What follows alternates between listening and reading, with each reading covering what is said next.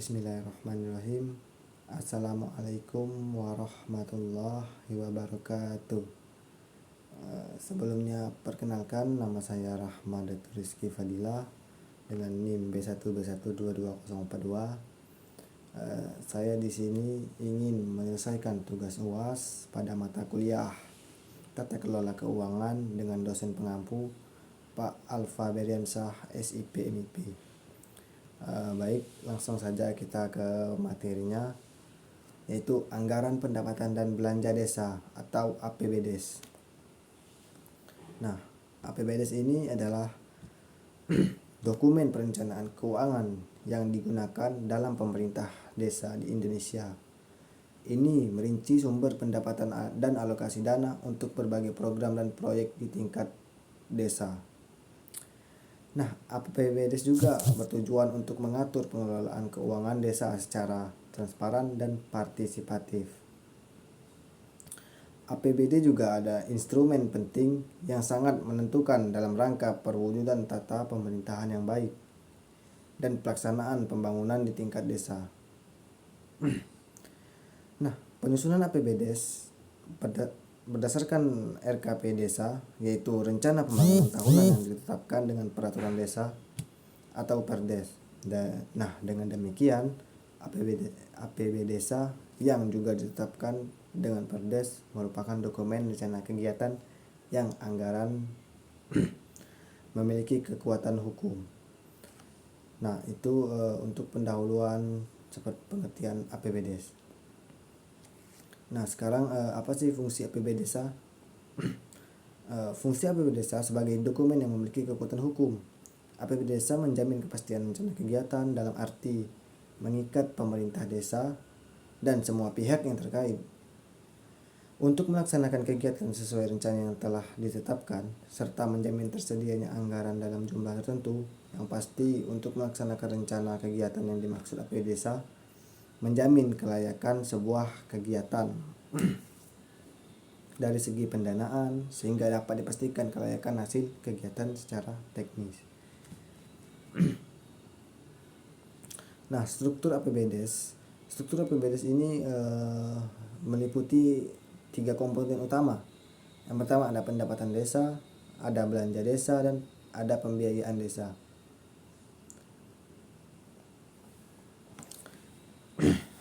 Nah, pendapatan desa ini meliputi semua penerimaan uang melalui rekening desa yang merupakan hak desa dalam 1 tahun anggaran yang tidak perlu dibayar kembali oleh desa. Nah, sumber-sumber pendapatannya seperti dana alokasi desa atau DAD dan pendapatan asli desa atau PADes serta lain-lainnya. Nah, belanja desa selanjutnya belanja desa. Belanja desa ini meliputi semua pengeluaran dari rekening desa yang merupakan kewajiban desa dalam 1 tahun anggaran yang tidak akan diperoleh pembayarannya kembali oleh desa. Nah, belanja desa dipergunakan dalam rangka mendanai penyelenggaraan kewenangan desa. Rincian belanja desa untuk setiap program dan kegiatan yang telah disepakati dalam musyawarah desa. Jadi rincian belanja setiap program itu sudah disepakati dalam musyawarah desa. Selanjutnya ada pembiayaan desa. Nah, pembiayaan desa ini meliputi semua penerimaan yang perlu dibayar kembali dan pengeluaran yang ada diterima kembali, baik pada tahun anggaran yang bersangkutan maupun pada tahun-tahun anggaran berikutnya. Nah, untuk pendapatan ini yang pertama itu ada PADes, pendapatan asli desa.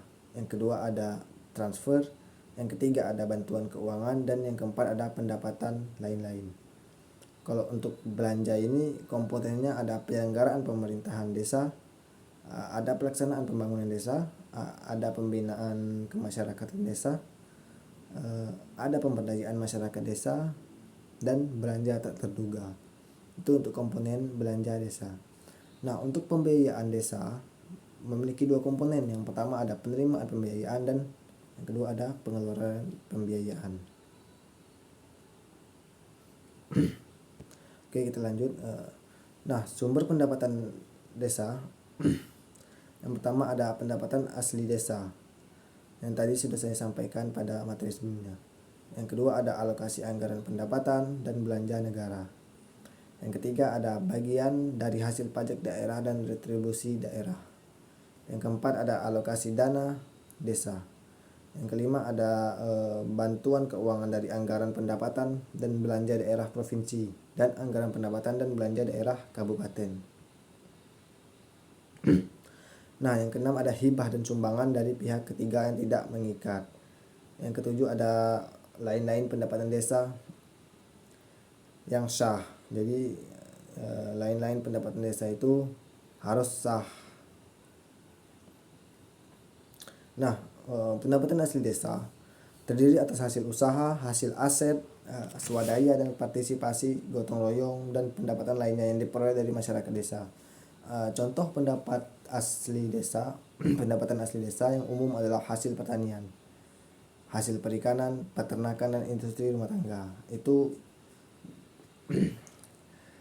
contoh pendapatan asli desa yang umum. Jadi umumnya kan desa itu banyak pertanian dan perikanan. Jadi sebagian besar pendapatan asli desa itu berasal dari pertanian dan perikanan beserta peternakan. Nah, yang kedua ada alokasi anggaran pendapatan dan belanja negara. Pemerintah memberikan alokasi dana dari anggaran pendapatan dan belanja negara untuk mendukung pembangunan desa. Dana ini diberikan dalam bentuk transfer ke daerah dan desa untuk kesejahteraan masyarakat setempat. Nah, yang ketiga ada bagian dari hasil pajak daerah dan retribusi daerah. Bagian dari hasil pajak daerah dan retribusi daerah memberikan bagian dari hasil pajak daerah kepada kepala desa untuk mendukung pembangunan desa. Nah, besarnya dana yang diberikan tergantung pada potensi pajak dan retribusi yang diperoleh oleh kabupaten kota. Jadi besarnya yang diberikan itu tergantung pada potensi pajak setempat.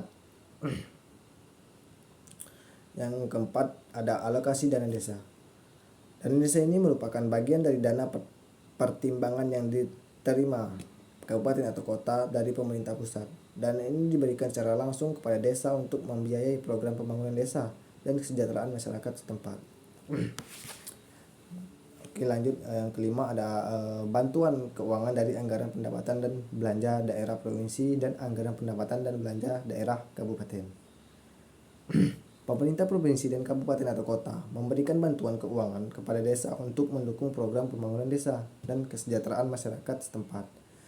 Besar kecilnya bantuan keuangan tergantung pada kebijakan dan anggaran yang tersedia pada masing-masing daerah tersebut.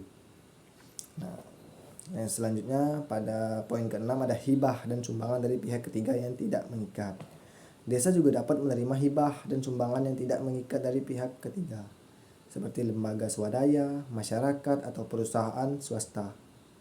Hibah dan sumbangan ini dapat digunakan untuk mendukung program pembangunan desa dan kesejahteraan masyarakat setempat.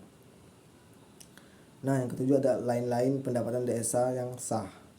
Jadi pendapatan desa lainnya yang sah dapat berasal dari sumber yang beragam, seperti pendapatan dari sewa tanah atau bangunan, jasa kebersihan, dan sebagainya. Namun sumber peraturan perundang-undangan yang berlaku. Nah, itu sumber pendapatan desa. Selanjutnya ada struktur anggaran pendapatan dan belanja desa. Yang pertama ada pendapatan desa. Pendapatan desa meliputi satu. Nah, ini struktur pengelolaan keuangan desa. Yang pertama ada kepala desa yang dipimpin oleh PKPKD. Di bawahnya ada sekretaris desa yang dipandu oleh koordinator PPKD. Selanjutnya ada 3 bagian. Yang pertama ada kaur keuangan, kaur dan kasih. Kaur keuangan itu dipimpin oleh seorang bendahara. Kalau kaur pelaksanaan kegiatan anggaran dan kasih pelaksanaan kegiatan anggaran. Kasih ini meliputi kasih pelayanan, kasih pemerintahan dan kasih kesejahteraan. pelaksanaan kegiatan anggaran terbagi lagi menjadi dua, yaitu KAUR tata usaha dan umum dan KAUR perencanaan.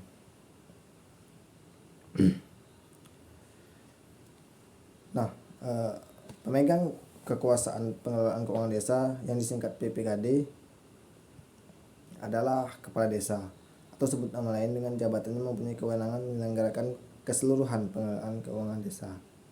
Nah, sekretaris desa bertugas sebagai koordinator PPKD. Sekretaris desa mempunyai tugas mengordinasikan penyusunan dan pelaksanaan kebijakan APD desa, mengordinasikan penyusunan rancangan APB desa dan rancangan perubahan APB desa.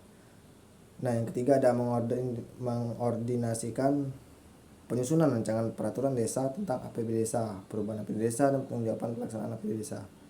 Yang keempat ada mengordinasikan penyusunan rancangan peraturan kepala desa tentang penjabaran APD desa dan perubahan penjabaran desa. Yang kelima ada mengordinasikan tugas perangkat desa lain yang menjalankan tugas PPKD. Itu tugas dari sekretaris desa. Selanjutnya ada bendara desa yang dirangkap oleh kepala urusan keuangan. Nah, KAUR dan KASI bertugas sebagai pelaksana kegiatan anggaran. KAUR dan KASI mempunyai tugas yaitu melakukan tindakan yang mengakibatkan pengeluaran atas beban anggaran belanja sesuai bidang tugasnya. Yang kedua ada melaksanakan anggaran kegiatan sesuai bidang tugasnya. Ketiga ada mengendalikan kegiatan sesuai bidang tugasnya. Yang keempat menyusun DPA, DPPA dan DPAL sesuai bidang tugasnya. Yang kelima ada menandatangani perjanjian kerjasama dengan penyedia atas pengadaan barang jasa untuk kegiatan yang berada dalam bidang tugasnya. Oke, kita lanjut untuk siklus penyusunan anggaran anggaran pendapatan dan belanja desa atau disingkat APBDes. Nah, dalam penyusunan APBD desa ini ada beberapa ketentuan yang harus dipatuhi. Yang pertama, APBD desa disusun berdasarkan peraturan desa tentang RKP desa. Nah, yang kedua ada APBD desa disusun untuk masa 1 tahun anggaran terhitung mulai Januari sampai 31 Desember tahun berikutnya. Nah, selanjutnya ada rancangan APBD desa harus dibahas dan disepakati antara kepala desa bersama Badan Permusyawaratan Desa atau BPD. APBD desa dapat disusun sejak bulan September dan harus ditetapkan dengan Perdes selambat-lambatnya pada 31 Desember pada tahun yang sedang dijalani. Siklus APBD desa biasanya mencakup beberapa tahapan, meskipun implementasinya dapat bervariasi berdasarkan peraturan daerah masing-masing. Berikut ini adalah siklus umum APBD desa. Ada perencanaan, ada penyusunan anggaran, ada pembahasan anggaran, ada penyusunan rancangan APBDes, ada persetujuan, ada pelaksanaan anggaran yang sah digunakan untuk melaksanakan program dan kegiatan desa sesuai dengan rencana yang telah disusun, ada pelaporan, ada pengawasan, dan ada evaluasi. Nah, ketentuan dalam penyusunan APBD desa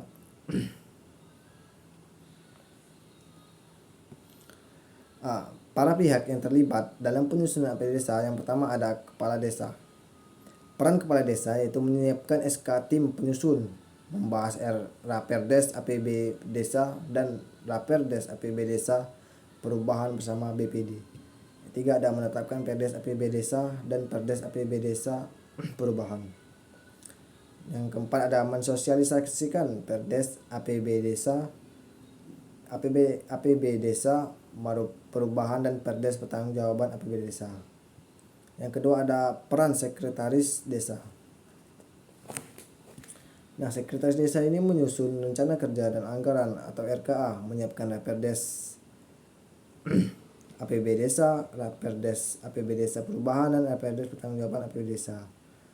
Nah, tugas sekretaris desanya hampir sama dengan kepala desa. Yang ketiga ada memeriksa dan mengkomendasi RAB yang disusun oleh pelaksana. Nah, yang ketiga ada Badan Permusyawaratan Desa atau disingkat BPD. BPD ini bertugas membahas Raperdes APB desa dan APB desa perubahan bersama Kades dalam rangka memperoleh persetujuan bersama, menyetujui dan menetapkan APB desa dan APB desa perubahan bersama kepala desa, mengawasi proses penyusunan dan implementasi APB desa. Nah, masyarakat Yang keempat ada masyarakat. Pihak yang terlibat dalam penyusunan